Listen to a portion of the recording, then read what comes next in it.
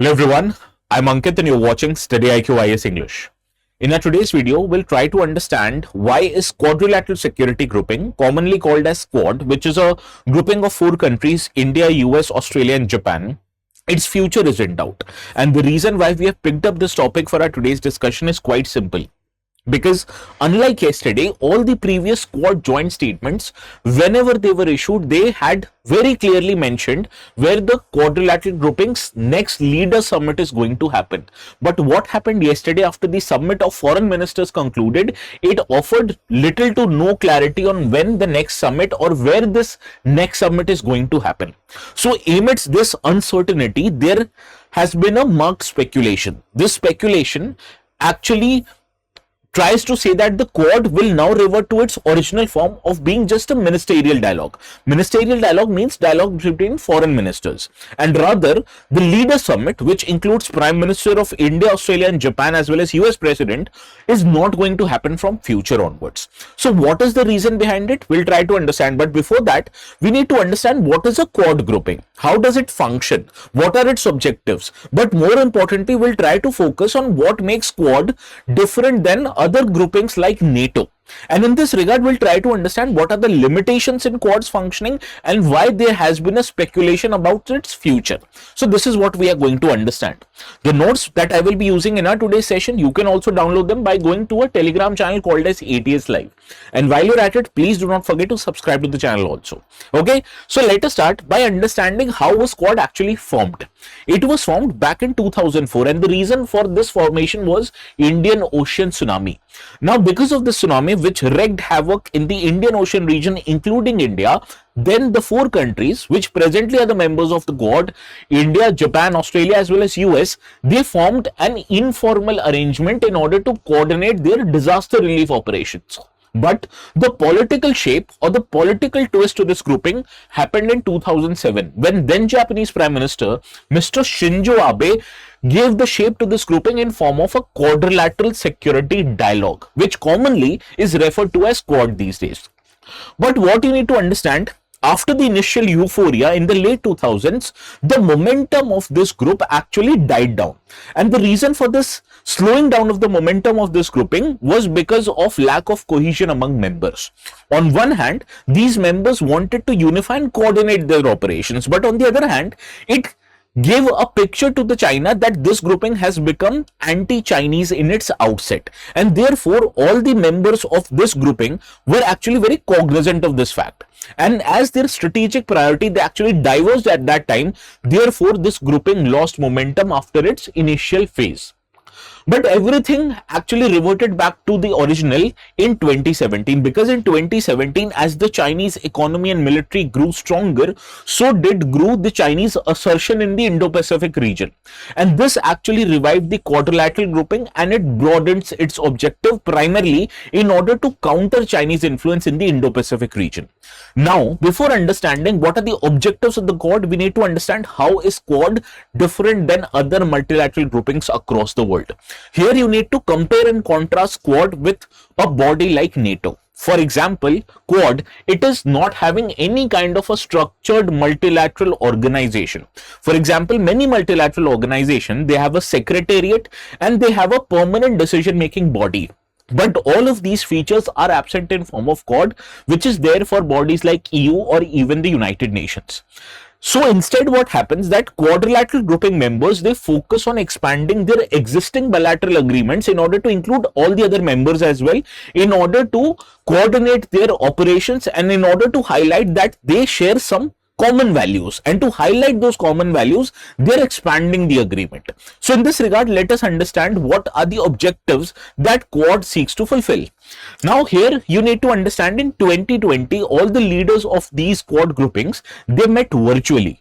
And in 2020, there was also this trilateral India-US-Japan exercise, which is called as a Malabar Naval Exercise. So this exercise was expanded and now it included the fourth member, Australia as well. So this was the first form of physical coordination among the members in the maritime domain, which actually gave shape to what was the Quad going to be in future.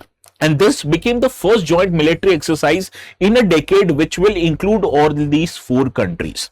As I was talking about in March 2021, the leaders of all these groups met virtually and they passed a resolution called as the Spirit of Quad resolution. This resolution actually highlighted how the group would approach on things and what would be its objective. And soon after that, physically, the first in-person meeting happened in Washington DC in the same year, that is in 2021. So what actually are the objectives of the Quad? Here, Quad's agenda primarily started from the maritime security through expansion of Malabar security exercise, but now it also includes areas like critical and emerging technologies, sourcing critical minerals for which many of the countries are dependent on China. Similarly, they also want to make the supply chains more resilient. They want to coordinate their efforts on semiconductor manufacturing as well as energy security. And recent geopolitical disruptions that the globe has seen after the Russia-Ukraine war and the present conflict which is going in West Asia, it has made all these four countries cognizant of the effort that supply chain can become vulnerable, be it supply chain of energy and fossil fuels requirement, or be it supply chain of critical technologies as well as semiconductors. So you can't remain dependent on one country, and therefore you have to diversify sourcing of all these items. And this brings my attention to the focus of this group. The primary focus of this group remains maritime security. Now it includes economic resilience as well as strategic coordination among all the members. Right now, maritime security, irrespective of whatever many say, remains the fulcrum, remains the focus point of this group.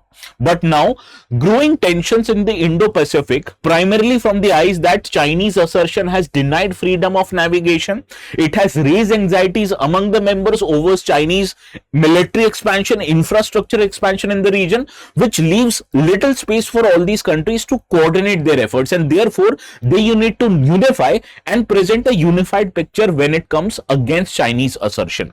Now the four countries have primarily focused on maritime exercise, but they have now also increased their coordination to disaster relief, climate resilience, health security initiatives, which we saw came to fruition during COVID-19 pandemic. So all of these are basically what you can call objectives of the Quad. Now, in addition to that, like-minded countries exist which are in very much line to what the objectives of Quad countries are. Therefore, Quad countries also want to expand this grouping, which will make this grouping called as Quad Plus, which will include other like-minded countries like South Korea, New Zealand, as well as Vietnam. So the primary consideration of Quad countries is to counter security challenge that is emerged from China, and therefore they are coordinating their efforts. But at the same time, all these Quad countries have tried to avoid turning this group into a military alliance that what NATO is. Now, why don't these countries want to make Quad a military alliance? But because there is some benefit out of it. As you can understand, what Quad today is, it is a kind of an informal arrangement. And this informal arrangement gives all these four countries navigate or potential to navigate political transitions among themselves. And we have seen this has become important, especially when Donald Trump came back into power as US president. Now, Donald Trump coming back into power as US president has raised many uncertainties with respect to how much US will be committed to such initiatives, be it NATO, be it Quad. And this is why one of the benefits of the Quad has actually become one of its challenges. So in this regard, let us try to understand what are the limitations that Quad by its original design actually faces. Now, unlike, as I told you, Quad is not a military alliance like NATO, and therefore all these four countries are not into what is called as a collective defense. Now, if you attack one NATO countries, all the other members of NATO will interpret that attack as an attack on themselves, and they would get together and retaliate against the attacking country. But this kind of an arrangement is not available to Quad members. Rather, to coordinate their efforts, they retain strategic dialogue, and they also indulge in joint military exercises, just as basically to say that they have an alignment. But this alignment does not mean a military alliance or a military grouping like a Quad grouping. And because of these limitations, many people have questioned whether there will be a long-term strategic coherence to such groupings or not, because Quad actually originated in form of anti-China posturing. But what if these countries want to improve their relations with with China? So will they be equally committed towards Quad? This raises the question among many countries, and this is why Quad faces limitations. because on one hand they have to balance their security concerns against China, but on the other hand they have to even maintain their economic ties with China. So how would this fructify in future? That is one kind of a limitation. Second limitation is that the Quad's or the members' intention or commitment towards Quad is actually driven by their political leadership. And since Donald Trump has come into power, it has raised America's question on whether it is able to share the burden, which many countries expect America would or would not. And this has fueled uncertainty, not just in America's commitment towards grouping, but even towards the Quad's future. And that is why it shows that the importance among Quad grouping lies more with other members of the Quad, be it India, be it Japan, and be it Australia. But I say that US commitment to Quad actually makes Quad relevant or irrelevant. So why is US's commitment towards Quad in question? Let us try to understand this. And all of this just leads to one particular person, that is US President Donald Trump. Now you need to understand the kind of foreign policy that Donald Trump subscribes to. It is called as a transactional foreign policy. In any kind of America's commitment, Trump asks the one question. What is this question? That what would America get out of this grouping?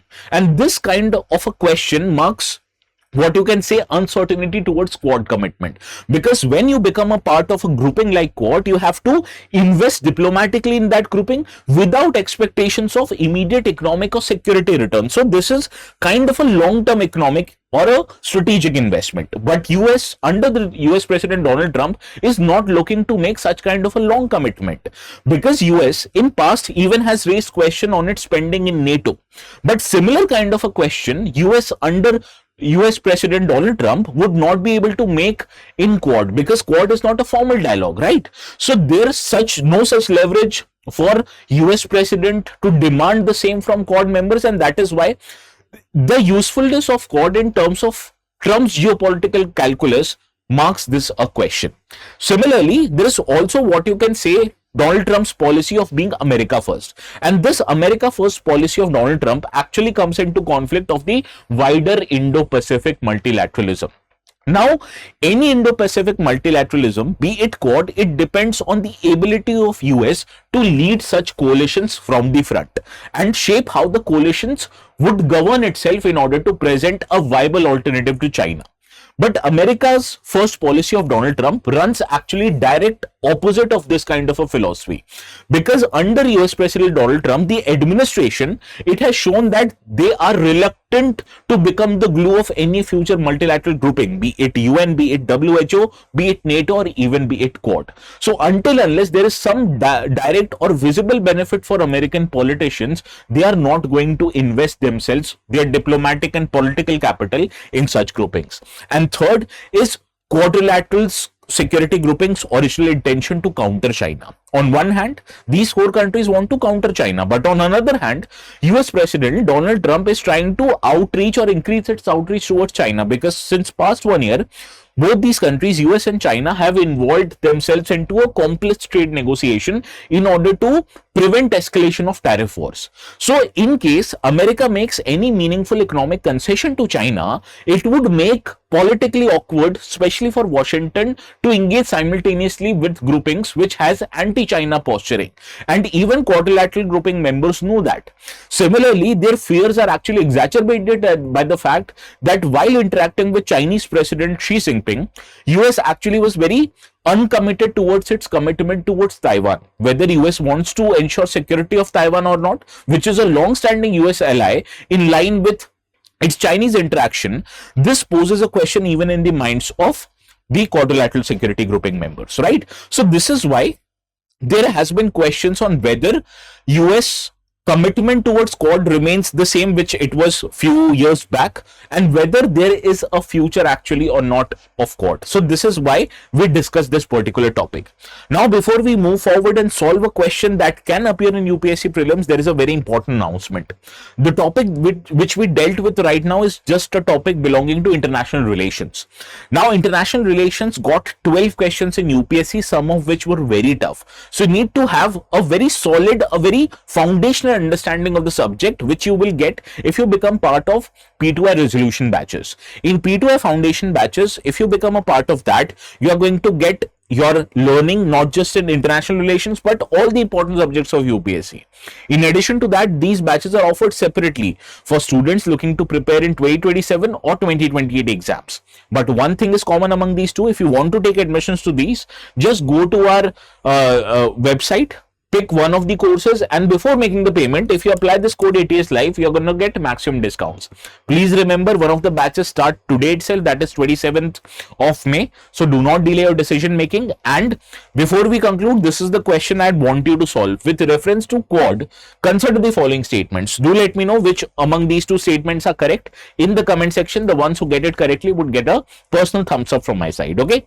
Now this is the Telegram channel where you can go to and download the notes. The Telegram channel's name is called as ATS Live. So this is all from my side for today. Please have a very good day. We'll see each other again tomorrow.